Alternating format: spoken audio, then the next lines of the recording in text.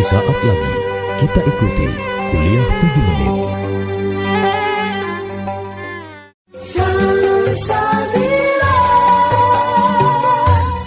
Assalamualaikum warahmatullahi wabarakatuh. Bismillahirrahmanirrahim. Alhamdulillahilladzi hadana ala dinil Islam. Wassalatu wassalamu ala sayyidina wa maulana Muhammad wa ala alihi wa ashabihi ajma'in, amma ba'du. Sahabat Salsabila yang dimuliakan Allah, begitu banyak persoalan yang dihadapi oleh seorang pemimpin, dari kebutuhan rakyat yang di ujung timur ke ujung barat, rakyat yang membutuhkan dari ujung selatan ke ujung utara, dan mereka berkumpul pada satu titik, yaitu di tengah-tengah. Semua persoalan yang luar biasa. Belum lagi dari persoalan dari timur laut, barat daya, tenggara, timur laut. Semua persoalan rakyat ditangani oleh pemimpin. Pada suatu hari, Khalifah Umar bin Khattab didatangi seorang lelaki. Ketika itu dia sedang sibuk dengan urusan-urusan umum, dan lelaki itu berkata kepadanya, "Wahai Amirul Mukminin," kata si lelaki tersebut bermaksud hendak mengadu, "berangkatlah bersamaku dan tolonglah aku karena seseorang telah menzalimiku." Mendengar hal tersebut, Umar segera mengambil sebatang cambuk dan memukul orang itu sambil berkata, "Kalian meninggalkan Umar pada saat dia mendatangi kalian, sedangkan saat dia sibuk dengan urusan kaum muslimin, justru kalian mendatanginya." Orang itu pun pergi setelah dicambuk. Lalu Umar menyuruh seseorang untuk memanggil kembali orang tersebut. Setelah sampai di hadapannya, Umar melemparkan tongkat dan memberikannya kepada lelaki itu seraya berkata, "Pegang tongkat itu dan pukulkanlah kepadaku sebagaimana aku telah memukulmu." "Balaslah aku," jawab Umar. Orang itu menjawab, "Tidak, wahai Amirul Mukminin. Aku membiarkannya untuk Allah dan untukmu. Aku telah memaafkanmu karena Allah." "Bukan begitu," kata Umar. "Baik kamu meninggalkannya untuk Allah karena menginginkan pahala di sisinya, atau kamu membalaskannya kepadaku, ketahuilah itu," kata Umar. Lelaki itu menjawab, "Aku meninggalkannya untuk Allah, wahai Amirul Mukminin." Kemudian orang itu pergi, dan Umar pun pergi hingga masuk ke rumahnya, lalu mengerjakan sholat asar, mengerjakan sholat 2 rakaat. Lalu ia berbicara kepada dirinya sendiri. Umar berkata kepada dirinya sendiri, "Hai Umar, dahulu kau rendah, sekarang Allah meninggikan derajatmu. Dahulu kau sesat, lalu Allah memberimu hidayah.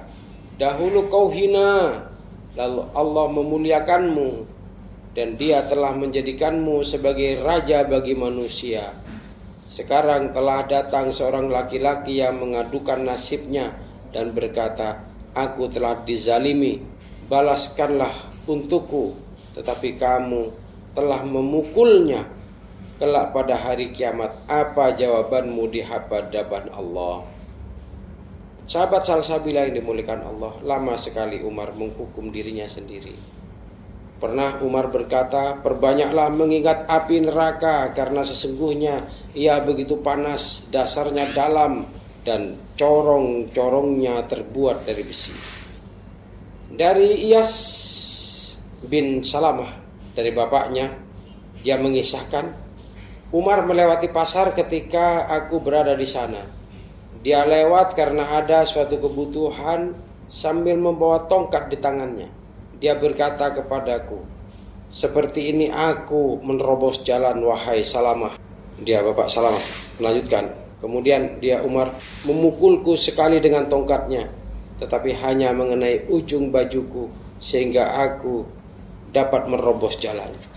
Kejadian itu berlalu begitu saja hingga pada suatu tahun, pada tahun berikutnya, dia menemuiku di pasar. Dia berkata, "Wahai Salamah, apakah engkau ingin menunaikan haji pada tahun ini?"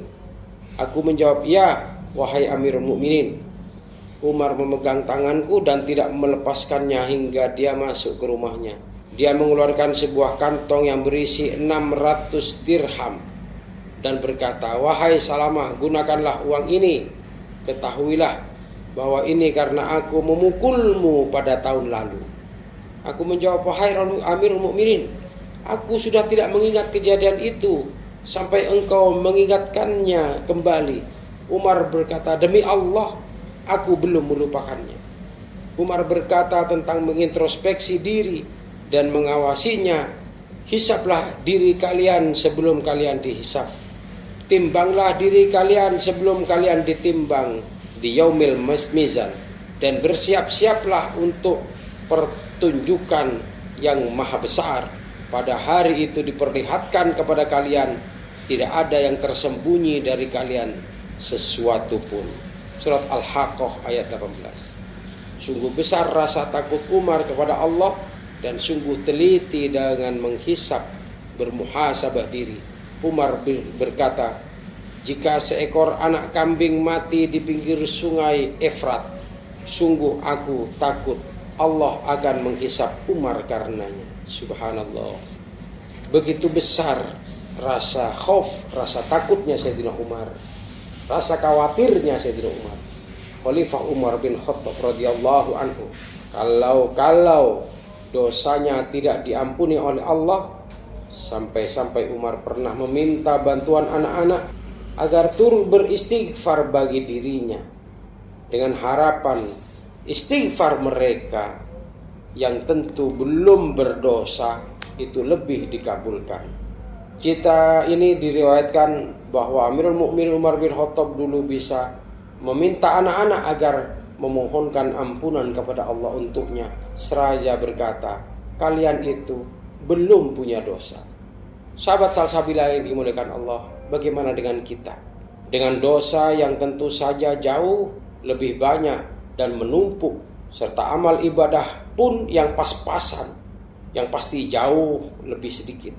Berapa prosentase kita rasa khauf, rasa khawatir kita yang kita miliki dibandingkan dengan rasa khawatirnya Sayyidina Umar? Apakah sampai 10% ataukah masih lebih rendah? Wallahu a'lam.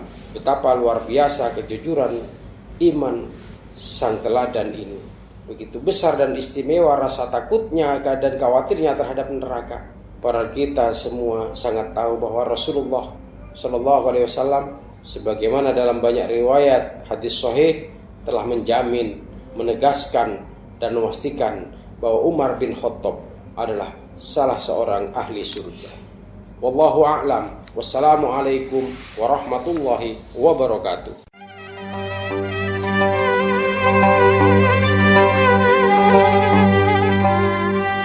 Demikian telah kita ikuti kuliah 7 menit